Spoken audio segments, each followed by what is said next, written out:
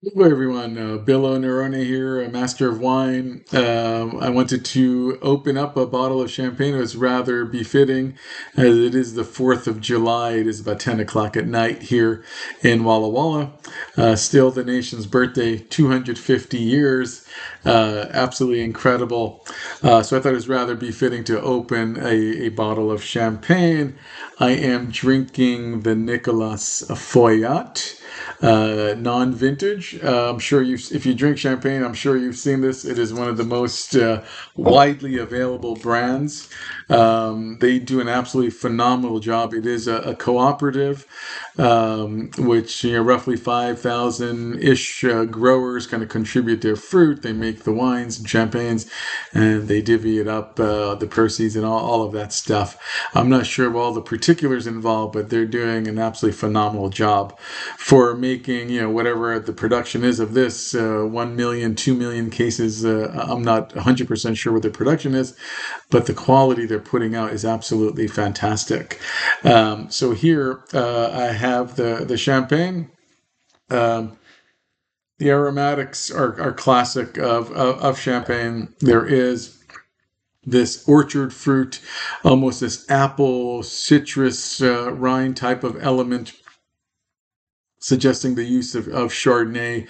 There is this berry profile, a little strawberry, raspberry on the aromatics, and there is this autolytic tone, this autolysis, this almost a biscuity brioche type of element. It's not super intense or anything like that, but it's rather appropriate level for approximately 3 years, maybe 4 years tops on the lees, and the dosage on this wine is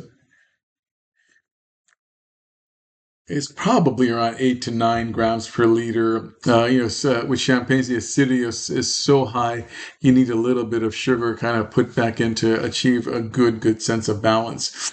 So this kind of has this standard cepage of the varieties that champagne is known for. The bubbles are quite nice on the palate. Has a nice bead. It's perhaps maybe slightly a touch coarse, but not too bad. This is their entry level wine, and for approximately $35 retail, $40 retail now with the tariffs. It is a screaming deal. I rate this wine a solid 91 points. It is very enjoyable. It just kind of lacks the overall higher level of intensity, the higher level of complexity and length that would merit a higher score. Now, this is their entry level. They do make some vintage champagnes, and they do a lovely tete de cuvee called the Palme d'Or, which is roughly, I don't know, $250 a bottle. Very long, extended lees aging, 8 to 9, maybe 10 years almost in some instances. And that is an exquisite champagne. That's their tete de cuvee product. The reason I'm highlighting this one is a lot of folks that I talk to haven't heard of this brand, haven't tasted it, and I'm like, it's really one of the best values out there. So $35-ish a bottle, it's a great deal. And about 3 years ago, our local Costco had this for whatever reason on sale for $23.99 a bottle.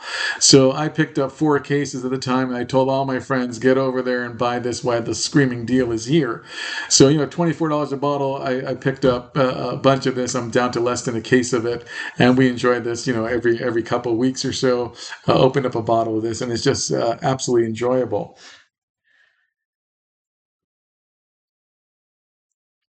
So on the palate, super crisp. And the one thing that kind of gives it away is champagne. A lot of regions make sparkling wines. Many of them are fantastic.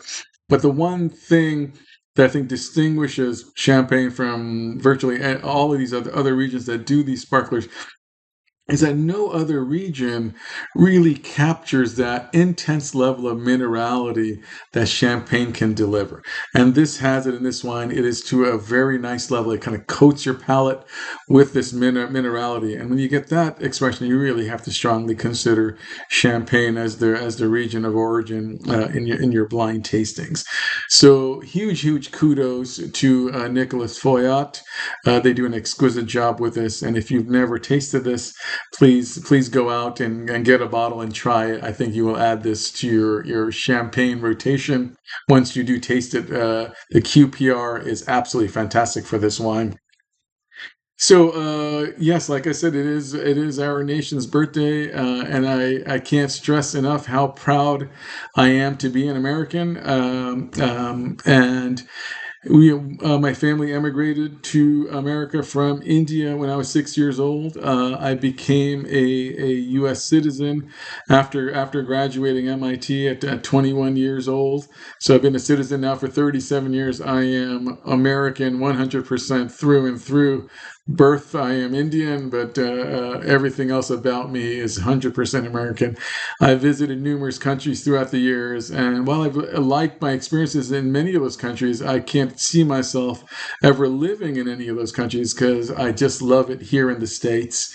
The freedoms that we have, the abilities that we have to do, it's no other nation on the planet gives us that opportunity. And yeah, I do get a little bit disappointed when I see these socialistic and communistic type of things going on in the country in New York City and things like that. I'm like, what the WTF are we doing? We have the best country on the planet. Let's not screw this up. I would personally like both parties to return to some semblance of fiscal responsibility. I don't know if that's far too gone now with $40 trillion in debt and all that nonsense. But hopefully we'll get our act together and get back to our democratic roots and our capitalistic society. I think that's benefited a huge amount of people. The thing I absolutely love about this country is no matter who you are, where you're from, if you put in the hard work, put in the time, put in everything, you can be as successful as you want to be, right? Whether that is achieving a house or a car, whatever your aspirations are, being a millionaire, or to the magnificent, ultra crazy levels that Elon Musk has attained.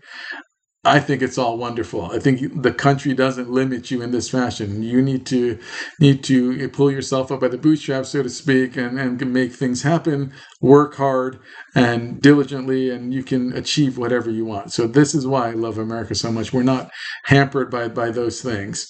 So anyway, I hope you love America as much as I do. I hope you had a great 4th of July. I spent it most of the day at my friend Bob's house, and he had created a feast for us. We had some oysters. We made these jalapeno poppers that were filled with shrimp and wrapped in bacon. We had elk loin. We had brisket, and we were just living high on the hog today, drinking a bunch of wines. And of course, I also had this champagne to drink today, and I'm really enjoying this. So I want to do this. If you haven't tasted Nicolas Feuillatte, please put it on your radar. I don't think you'll be disappointed. The quality is off the charts for the price, and superb, very enjoyable champagne at 91 point rating. I don't think you're going to do better for $35 ish type of price point.